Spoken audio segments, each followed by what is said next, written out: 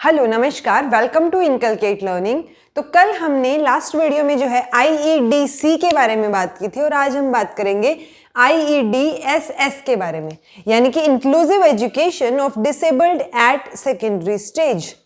ये जो है 2009 और 10 में जो है लॉन्च की गई थी ये स्कीम और इसने रिप्लेस किया था IEDC को, जिसके बारे में हम ऑलरेडी बात कर चुके हैं। अब सेकेंडरी स्टेज का मतलब क्या है इस स्कीम में, 9th to 12th के जो स्टूडेंट्स हैं उनके बारे में बात हो रही है।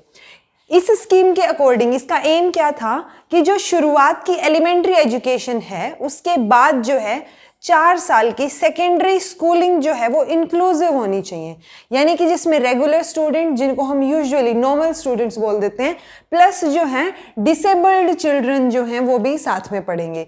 तो वो जो 4 साल की एजुकेशन है 9 to 12th की, वो इंक्लूसिवली और सही एनवायरनमेंट में जो है होनी चाहिए। ये एम था इस स्कीम का जो है। उसके बाद इसके ऑब्जेक्टिव्स क्या थे?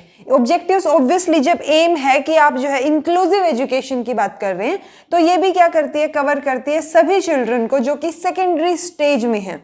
अब सभी चिल्ड्रन का मतलब है कि चाहे वो गवर्नमेंट स्कूल में हो, लोकल स्कूल्स में हो या प्राइवेट स्कूल्स में हो, या फिर जो है गवर्नमेंट एडेड स्कूल्स में हो, जिसमें गवर्नमेंट जो है या सेमी गवर्नमेंट हम बोल देते हैं। तो सभी स्कूल्स के जो स्टूडेंट्स हैं, चिल्ड्रन हैं, वो सभी के सभी जो 9 to 12th के चिल्ड्रन हैं वो सारे के सारे इसमें इंक्लूडेड होंगे।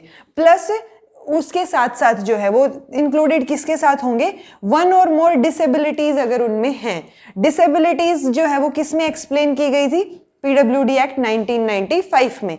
तो PWD act 1995 plus national trust act होता है एक 1999 का। तो इन दोनों एक्ट के अकॉर्डिंग जो डिसेबिलिटी की डेफिनेशन है और जो डिसेबिलिटीज इन एक्ट्स में मेंशन कर रखी हैं, अगर उन डिसेबिलिटीज में से एक या उससे ज्यादा डिसेबिलिटीज हैं उस बच्चे में, तो वो सारे के सारे इसमें कवर होते हैं और उनको इंक्लूसिव एजुकेशन दी जाएगी 9 to 12th according to this scheme. दूसरा है कि जो गर्ल्स होंगी जो इस स्कीम के अंडर आती हैं, जो डिसेबल्ड गर्ल्स हैं, उनको स्पेशल फोकस किया जाएगा ताकि वो उनकी जो पोटेंशियल है, एक्चुअल पोटेंशियल है, वो जो है बाहर आ सके। प्लस इसमें बात की गई थी मॉडल इंक्लूसिव स्कूल्स की, कि हर एक स्टेट में जो है मॉडल इंक्लूसिव स्कूल्स होने चाहिए जो स्पेसिफिकली हर किसी को इंक्लूड करते हों, जो ना तो पर्टिकुलरली डिसेबल्ड के हों ना ही पर्टिकुलरली रेगुलर स्कूल्स हों, जबकि ये सारे के सारे क्या होंगे, इंक्लूसिव स्कूल्स होंगे। तो ये हर स्टेट में होने चाहिए, ये बात जो है इस स्कीम में की गई थी। इस स्कीम के कंपोनेंट्स की अगर हम बात करें तो इसमें 2 कंपोनेंट्स आ जाते हैं, एक स्टूडेंट ओरिएंटेड कंपोनेंट्स और एक दूसरे जो बचे हुए अदर कंपोनेंट्स हैं।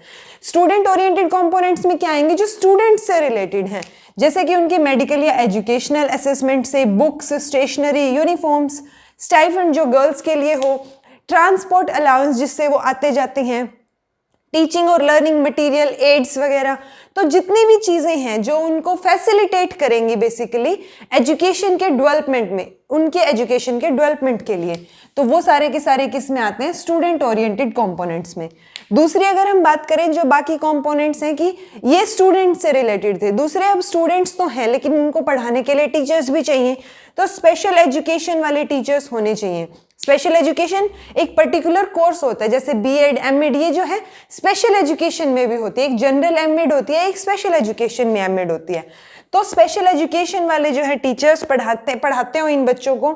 अगर जनरल टीचर्स पढ़ा रहे हैं, यानी कि जिन्होंने नॉर्मल जनरल BEd या MEd किया है, उनके लिए जो है एक्स्ट्रा अलाउंस होना चाहिए अगर वो इन बच्चों को पढ़ा रहे हैं। प्लस टीचर ट्रेनिंग होनी चाहिए, क्योंकि उनके लिए आप जब उनको फैसिलिटेट कर पाएं, ऐसी जो है क्वालिटीज टीचर में होनी चाहिए जो दोनों तरह के बच्चों को जो है इजीली हैंडल कर पाएं और बैलेंस करके क्लास को आगे बढ़ा पाएं।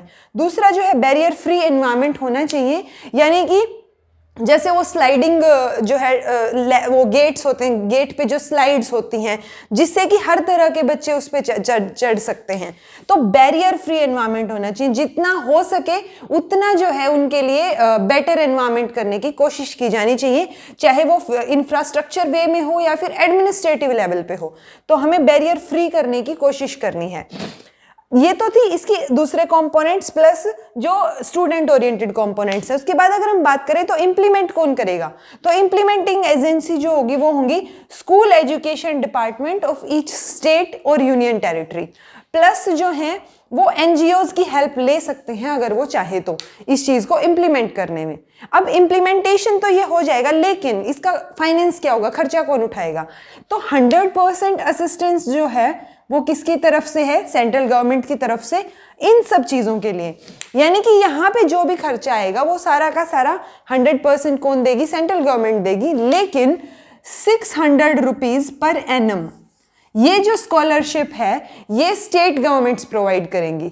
तो इसमें दोनों का हाथ है, स्टेट और सेंट्रल गवर्नमेंट का। यानी कि बाकी जितना भी खर्चा होगा वो सेंट्रल गवर्नमेंट देगी विद 100% असिस्टेंस, लेकिन जो स्कॉलरशिप के प्रोविजंस हैं वो किसके अंडर होंगे? स्टेट के अंडर। तो ये था IEDSS के बारे में। इसके बारे में हमें अच्छे से पता होना चाहिए क्योंकि ये 2009-10 में ही आई थी और ये स्कीम अभी भी चल रही है। तो इसके बाद हम बात करेंगे RCI के बारे में, यानी रिहेबिलिटेशन काउंसिल ऑफ इंडिया। अगर आपको ये वीडियो इन्फॉर्मेटिव लगा हो तो लाइक कीजिए, शेयर कीजिए और सब्सक्राइब कीजिए इनकलकेट लर्निंग को। Thank you so much for watching.